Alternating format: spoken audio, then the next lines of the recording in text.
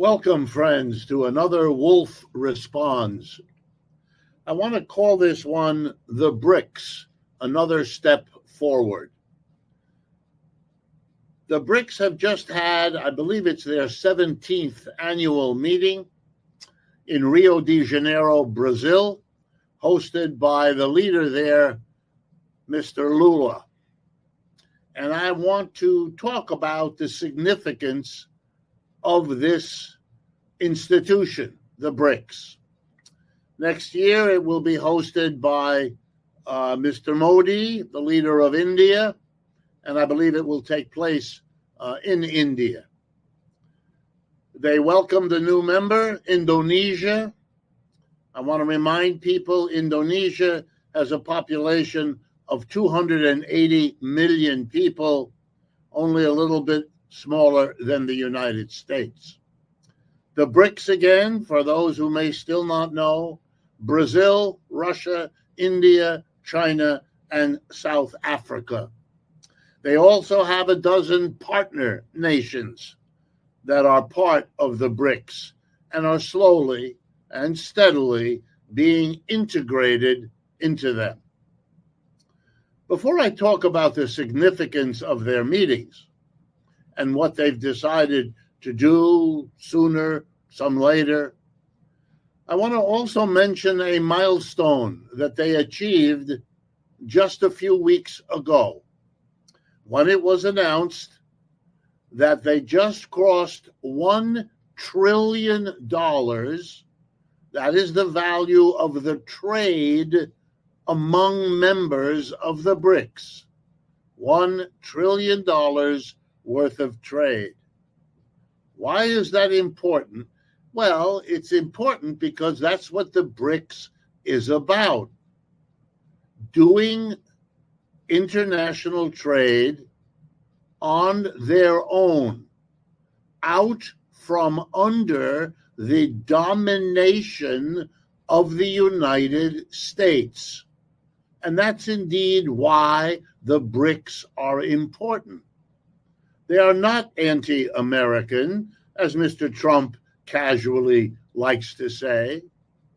That's really not relevant to them.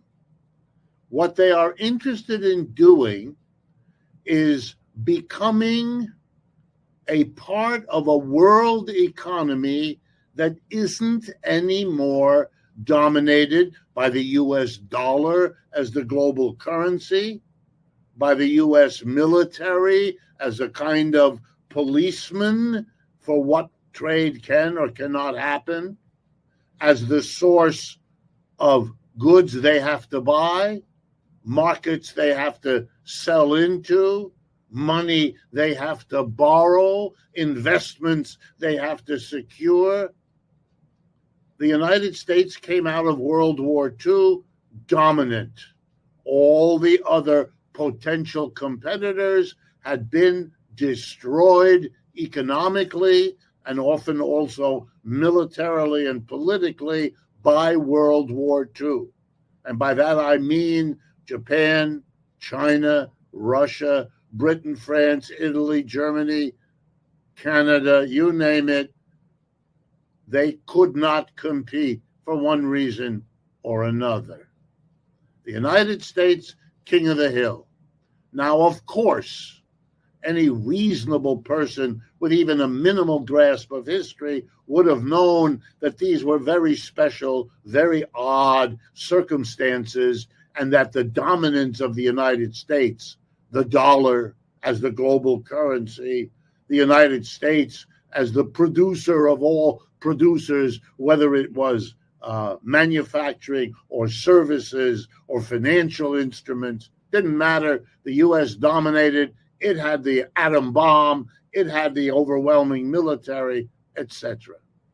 Anyone with a good sense of history would have known this can't last. The advanced economies like Germany and Japan would come back. Yes, they would take a while, but they had the brain power, they had the institutions.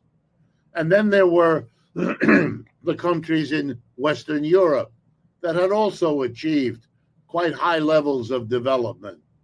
And there were the dark horses, if you like, Russia, China. No one quite knew whether they would come back from their destruction, and if so, how quickly.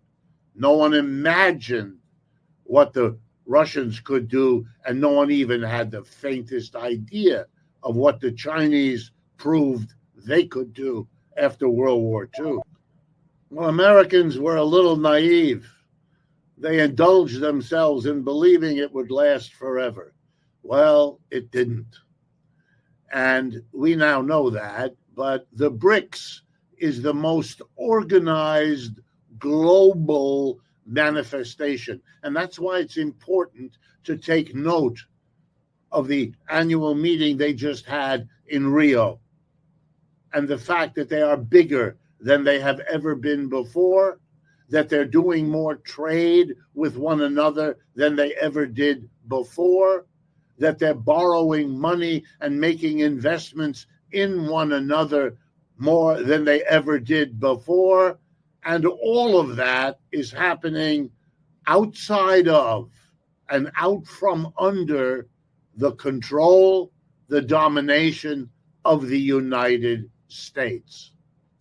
This is not to be confused with a lot of verbiage about de-dollarization. That's talk that's mostly symbolic. At this point, there isn't a substitute for the US dollar that could be the alternative they go to. They are looking to settle their payments with one another in each other's currencies and working out a way to keep track of all of that. And the technology, blockchain and others, now exists to make that relatively straightforward. And they are going in that direction. Not to produce another currency other than the dollar. We're not at that point. That may develop, but we're not there. And that's not a priority of the BRICS. Even when they talk about it, it's clear they know that that's far in the future. They have to build the foundation. And what that means is economic development. And economic development based on their needs as the priority, not how they fit into a global economy dominated by the United States. That used to be what development meant. If you were a poor country in Asia, Africa, Latin America, and you went to Washington or you went to New York and you needed investment capital or you needed to open a market or you needed to secure supplies, you always got treated by saying, how can this thing you want be consistent with what we here want in New York and Washington? And a compromise was the outcome. You got something for your canal in Nigeria. You got something for your medical system in Paraguay, but you also had to do all of that within the framework of loan agreements that the United States imposed on you, trade agreements, or you had to be sure not to do something that the United States didn't want, because if you did, then they wouldn't be so forthcoming on whatever it is you needed. What the BRICS is about is creating within the world economy a new and different part of it. And that part is the part not subject to the United States' direct or indirect economic, political, and military power. Do they escape from that 100%? No. The United States remains a global force. I mean, there are three major wars in the world today: Ukraine, Gaza, and Iran, and the United States is a central player in every one of them. And before that, we had Afghanistan and Iraq and Vietnam, and I could go on.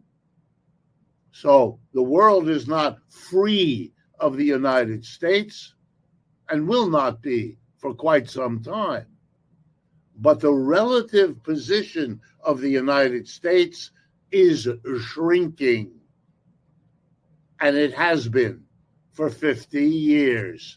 Only it's going faster now because the institutions are being formed and developed and nurtured as we speak.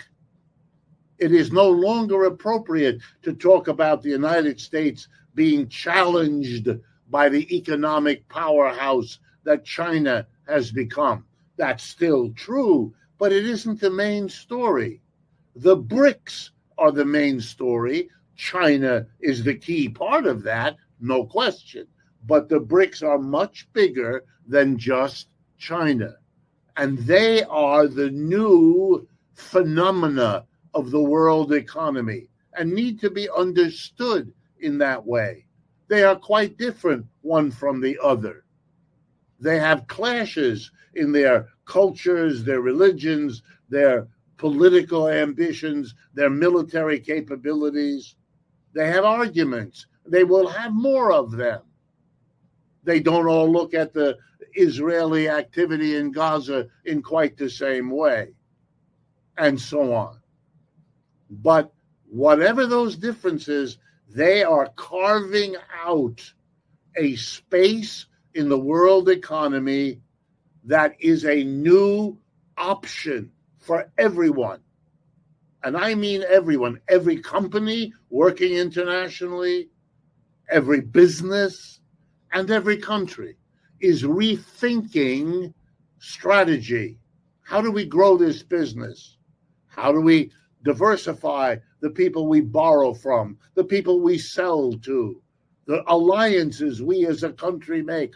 All of those fundamental decisions about world affairs are being remade as I speak to you.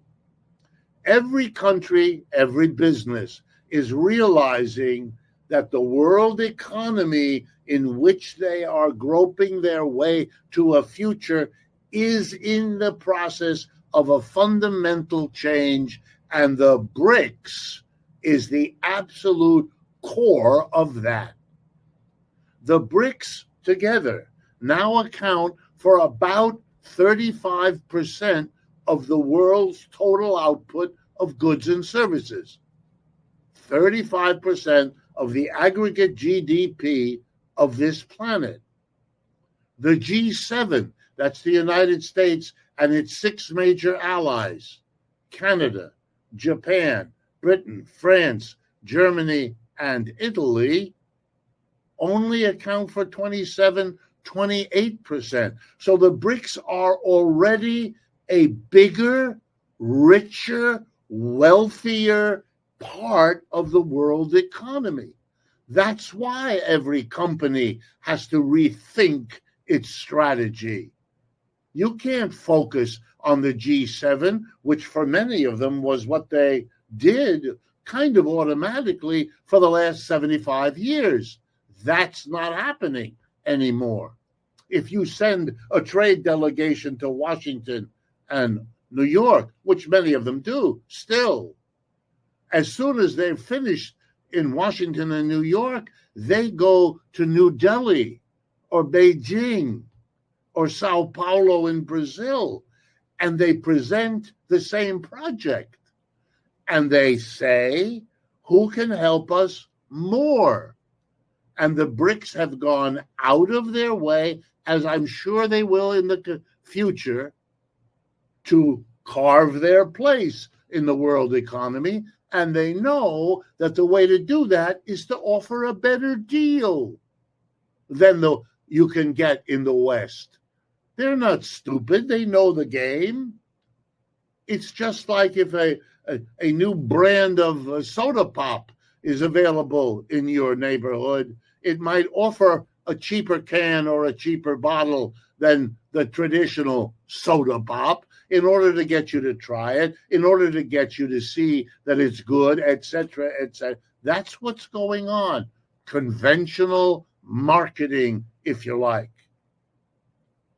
But it's now clear that the world is never going to be what it was in the last 75 years.